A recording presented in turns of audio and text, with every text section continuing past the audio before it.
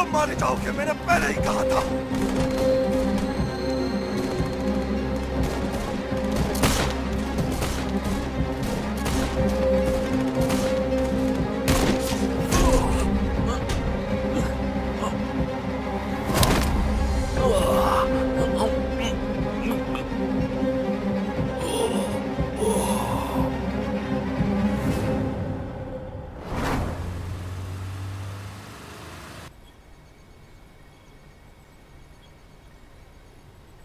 अब जिया गोकल्प स्ट्रीट की तरफ, सरदार बाय मुड़ो।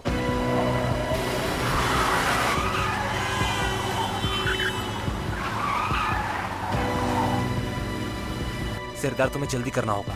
हमारे पास ज्यादा वक्त नहीं है, जो कुछ भी करना है जल्दी करो वरना उसके लिए बहुत देर हो जाएगी।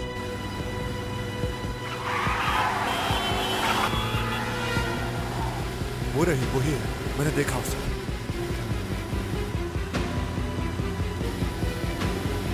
शेरदार, ये तुम क्या कर रहे हो? हम टकरा जाएंगे। मैं कह रही हूँ रुक जाओ।